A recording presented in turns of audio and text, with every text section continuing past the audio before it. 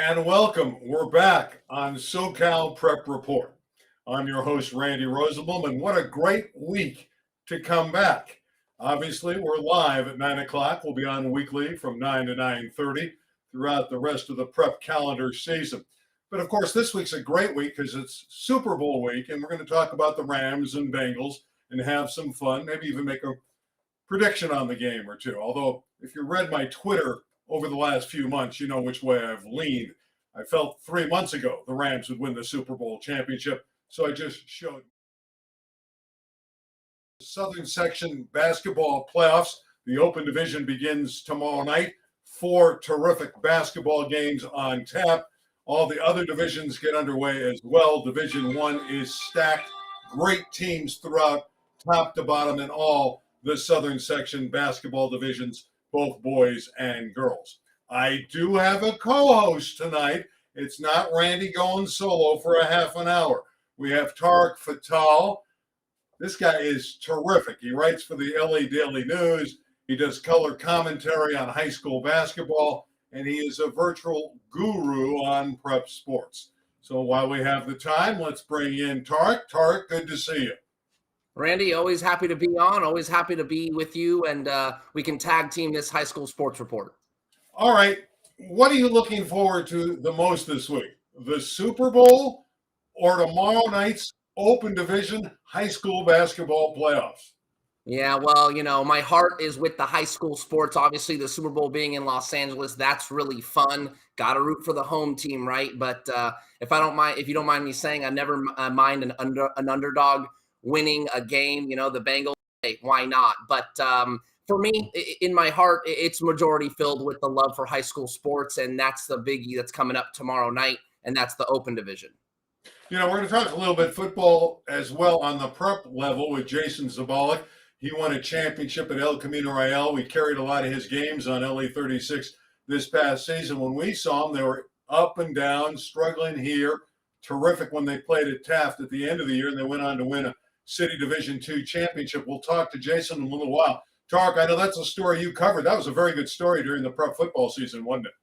Yeah, El Camino Real was a team that, Jason Sabolic has been building the program, right? Took it over a couple of years ago and has just been kind of stacking the bricks, right? And eventually you get a house, and that house is real nice and shiny with a Division II city championship. I know that the West Valley League, which ended up being host to the championship Open Division, the Birmingham Patriots. So, El Camino Real had to sharpen its tools, so to speak, in the West Valley League, and then it ended up in a city championship. So I know that's something Jason was excited about, and he was able to rally his troops. When you're losing games, it's hard to keep those guys motivated. It's hard to keep those guys locked in, and Jason did a great job doing that. West Valley League in football this past season was the fact that they had 3 city championship teams, Birmingham in the Open Division, obviously ECR, El Camino Real, Jason's club in D2. Then in D3, Taft knocked off Panorama. So it was a remarkable year, really, for the West Valley, wasn't it? Oh, that's right. I think Taft had a 26-game losing streak coming into this season.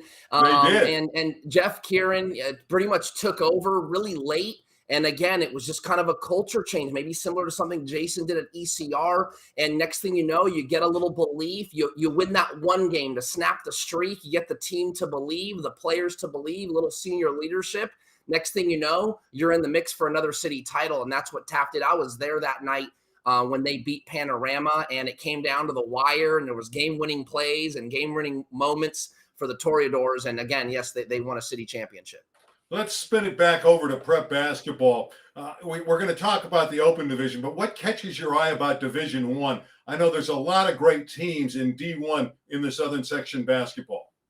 So the Open Division is 1,000% the highest level you can get to, maybe in the country, for sure in California, and certainly down here in Southern California. It's the 8 best teams playing high school basketball. That's the Open.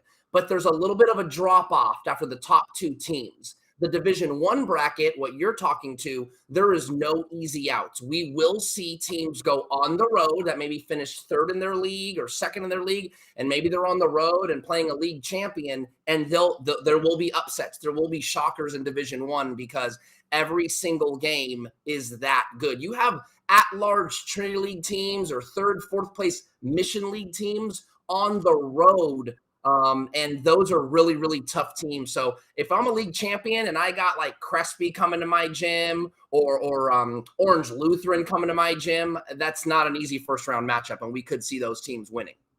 In Division One, what strikes me is the fact that Riverside Poly, which had such a great team all season long, lost very little. They lost 1 or 2 games the whole campaign.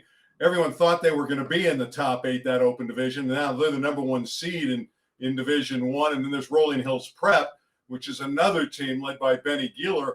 Everybody thought they were going to be in the open division early in the season.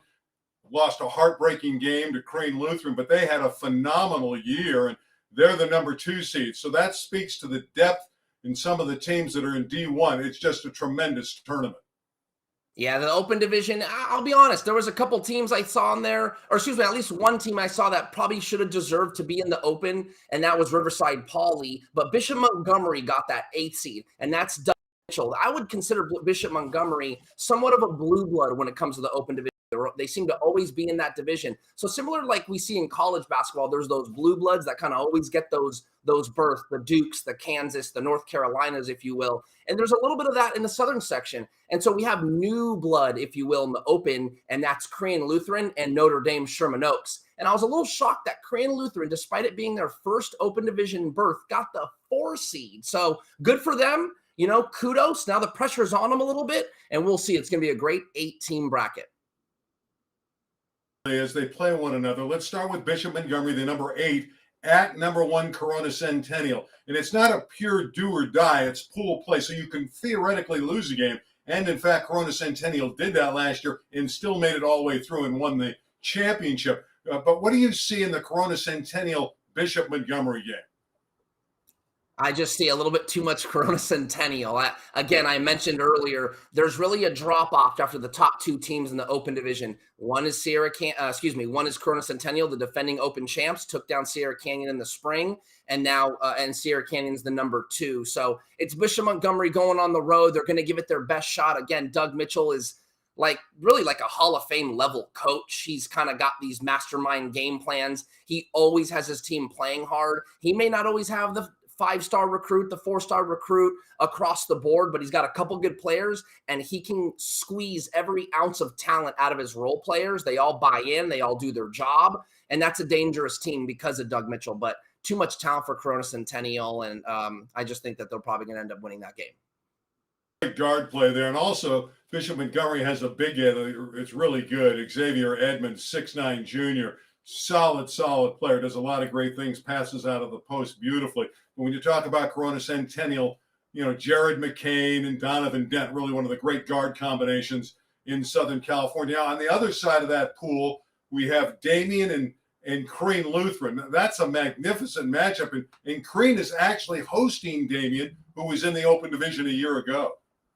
Right. So that's kind of the classic 4-5 matchup, if I'm not mistaken. It is. Yeah, that, you know, you just never know. What a great opening round matchup. That might be the game with the most parity. I would say that game, I know we're still in the one bracket, the Pool A bracket, but I would say that game and Harvard Westlake Mater Dei. I think those are the 2 closest matchups in that first round. All right, let's go to the Pool B, Harvard Westlake and Mater Dei. I just think that's a great game. I think Mater Dei should have been seated higher. You know, they did not lose a game in California. I don't know how great they are, but heck, they went 25-0 against competition in this area. They went through the Trinity League undefeated, and now they're traveling to play the number 3 Harvard Westlake. I don't think they did Gary McKnight any favors. Oh, I agree. I think Mater Dei should have been the 4. That's what I think. You know, but again, Crane Lutheran got it. You go unbeaten in the Trinity League.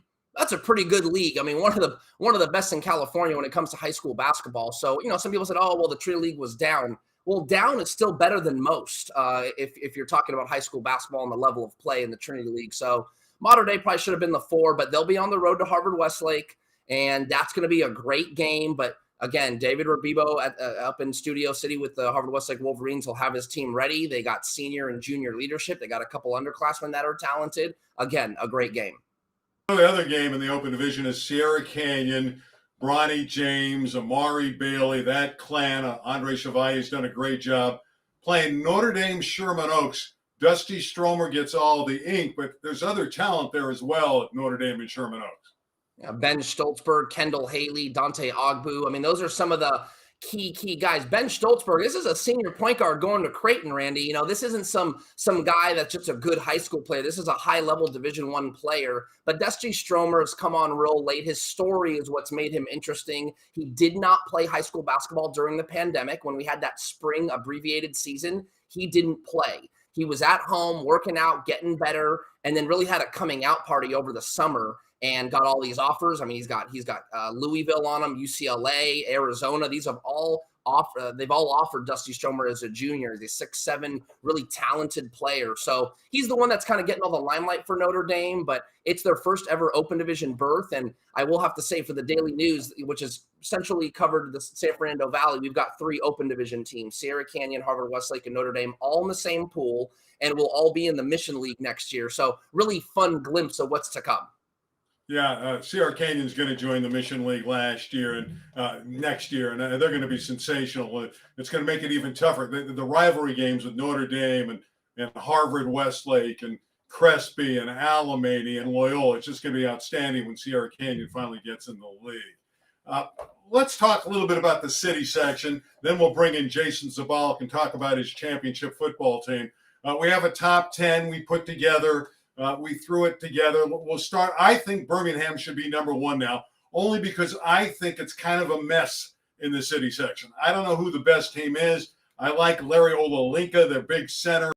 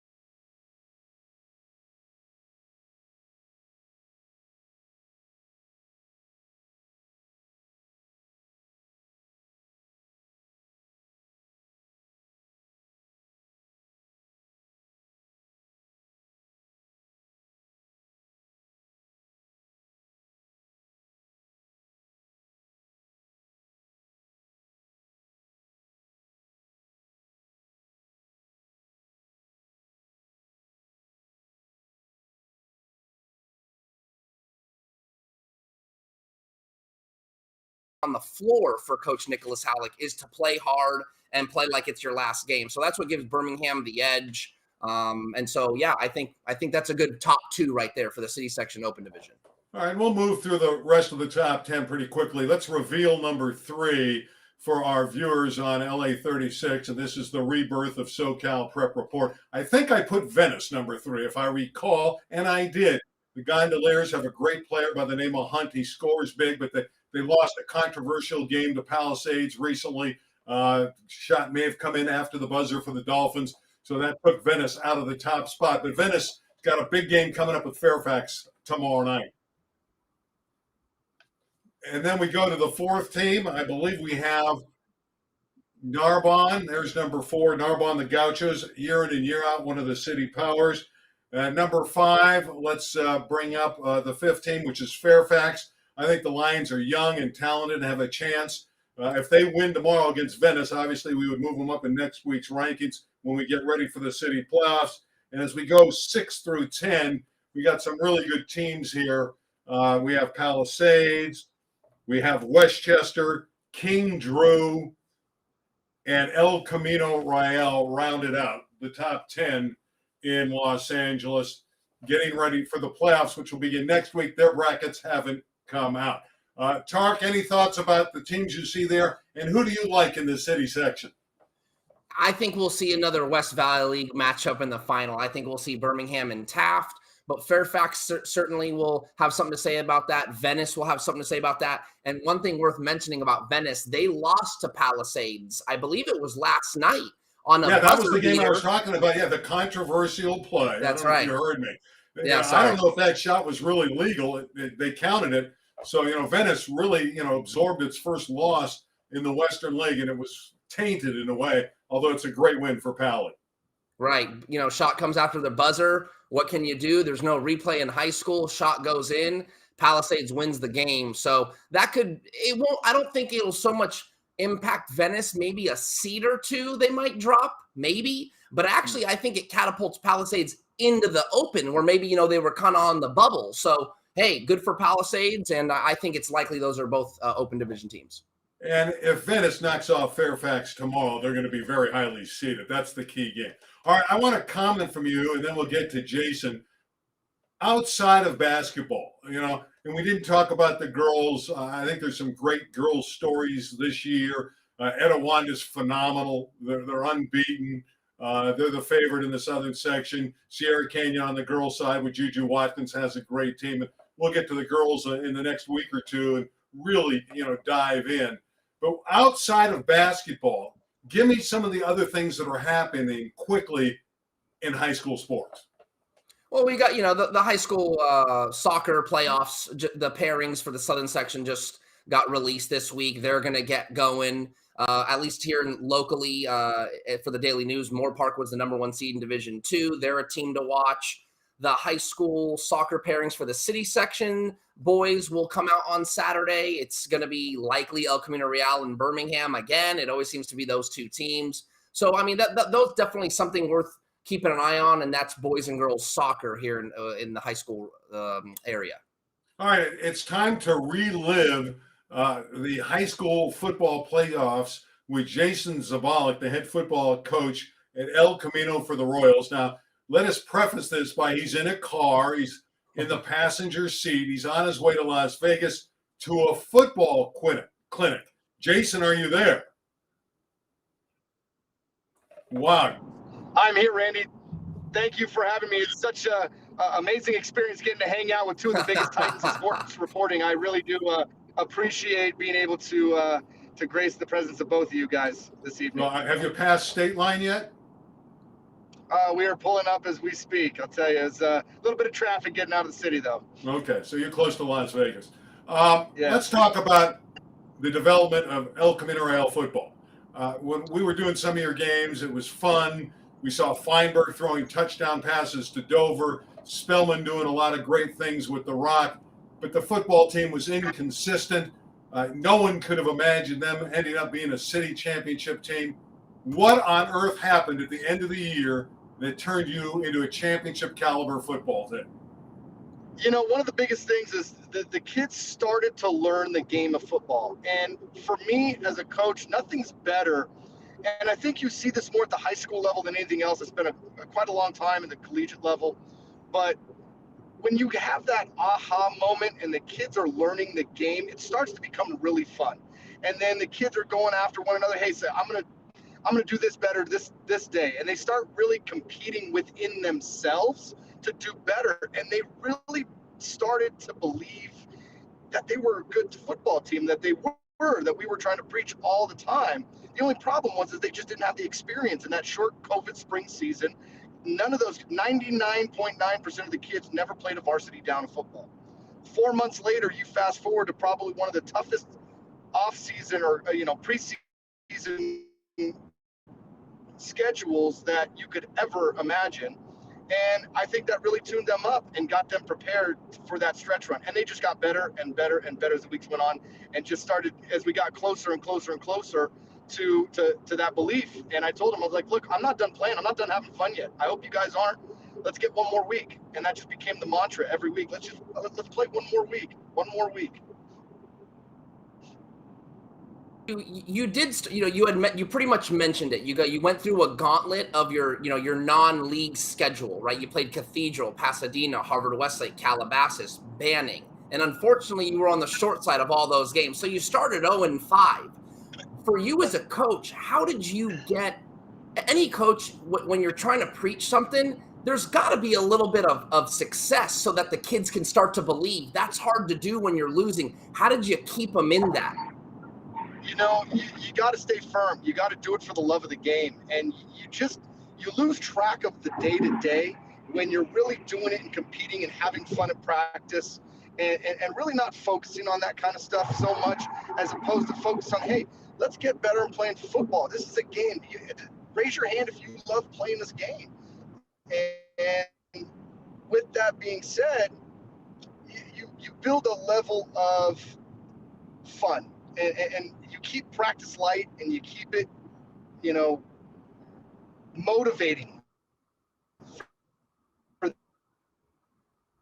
them, and you keep trying to get them to buy into that, and they did. Success, and we got that first one. It's like a snowball rolling downhill. There's not much going to stop in our way, and we did luck out a little bit. We caught a good draw. We lost a game we should have won against Chatsworth.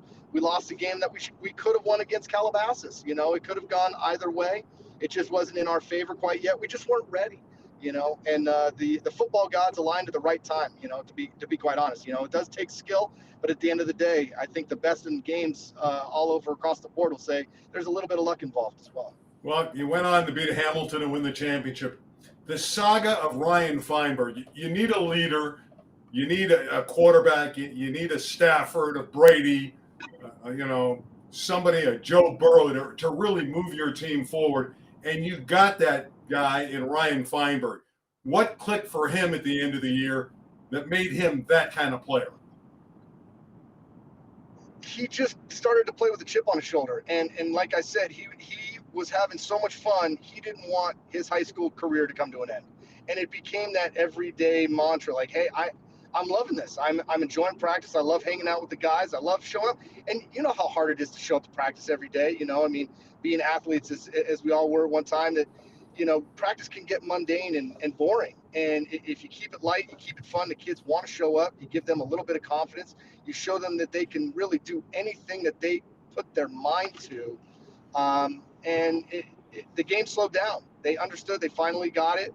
And it became the point where they just didn't want to stop. That's great, Coach. I wanted to ask you this. I mean, let's take it to that championship. When those kids finally knew, I don't know if you always want to play through the final, right, when the clock hit zeros, but there had to have been maybe a play or a moment in that championship game when those kids knew, wow, we're going to win a championship here. We're going to win a championship here. When did that come? And maybe you can talk us through just the elation that was felt through the team when the final buzzer did sound and it was all over. It's funny because anytime you walk into a game like that, you're walking on eggshells all day long. I didn't want to talk about it. I didn't want to say anything. I didn't want to speculate. I'm worried, even all the way up until the end, we're up by 16 points and I'm still worried.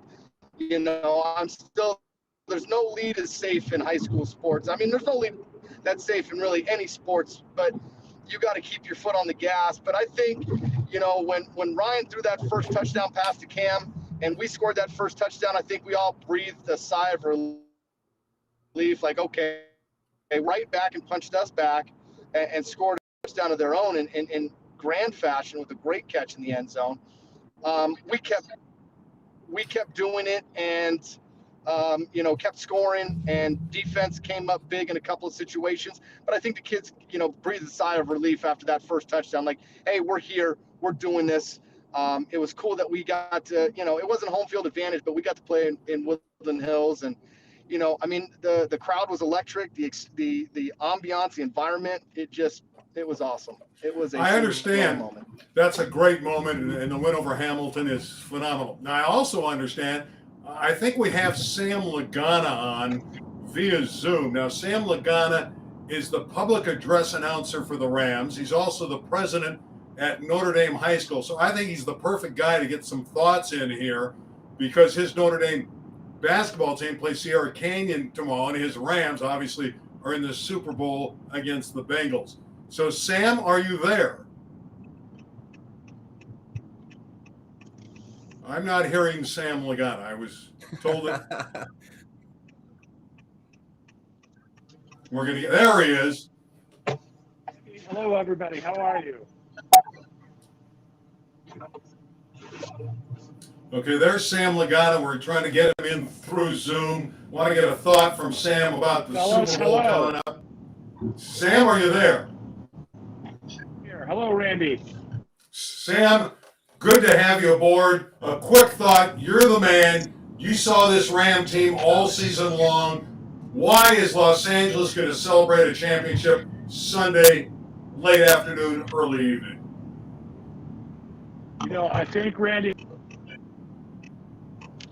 long our line is, to be honest with you, both sides of the ball, the offense and the defense. These guys have done work this year. And it's because those linemen are stacking up and doing the job they're supposed to be doing on both sides of the ball that I think this team is formidable. Because you see so much great offense, and not to take anything away from them, to share with you that they are doing a great job everywhere around the landscape of this team. To say that the linemen are really doing a great job, what's putting so much into power and allowing the offense to explode, because it's giving Matthew Stafford the time, and it's giving receivers time to get out, and it's tying a lot of guys up. In 30 seconds, because I know we're running out of time, why is Notre Dame's boys basketball team going to be successful in the playoffs, your school? I think because Matt Sargent really prepares these young men well. If you take a look at how Matthew Sargent prepares them, he's done a great job of getting down to basics and putting basics at the forefront of what they're doing. And that's one of the things that you see from Notre Dame High School of Los Angeles is good, solid basketball with teamwork. That's really the key point, Randy. Well, Sam, thank you very much for dropping in. We wish you the great success at Notre Dame High School. I know you took over recently. Great job with the Rams, and we'll talk to you soon. That's Sam Laganà. Tremendous job. Tarek, it's about that time, and we'll get a pick from Jason as well. Let's start with Jason. Quickly, a Super Bowl pick, Jason, and why?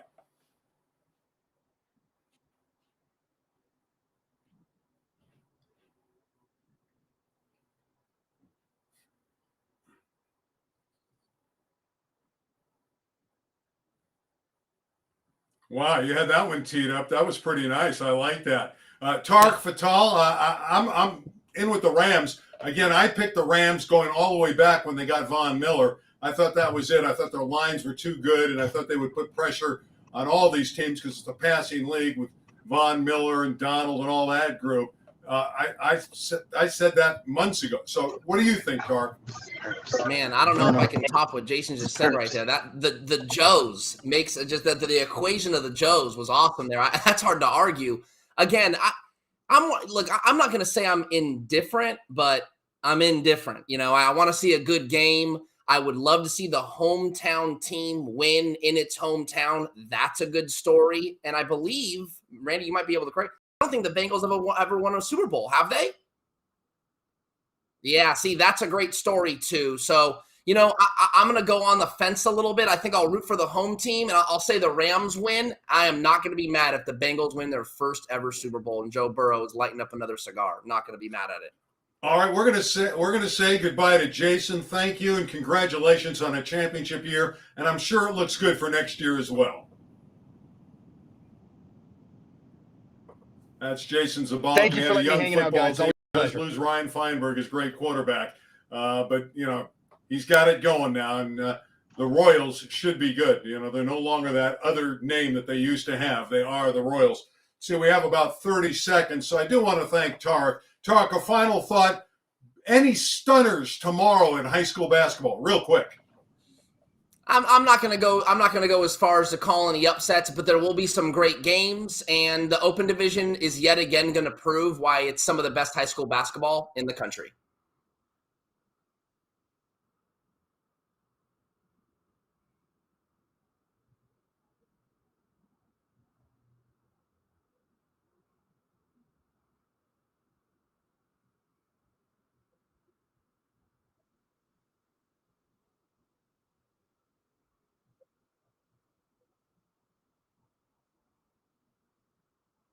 Somebody's going to get knocked off tomorrow night. Tarek, thanks for stopping by on the rebirth of SoCal Prep Report. Always a pleasure. That's going to wrap it up. I want to thank our LA 36 crew, in particular Larry Zavala and Carla Carlini for making this show happen. We'll be back next Thursday night again, live at 9. We'll have a few faux pas with the technical side. We're going live. We're all over the place. My name's Randy Rosenblum. We'll talk to you next week right here on SoCal Prep Report. Good night, everybody.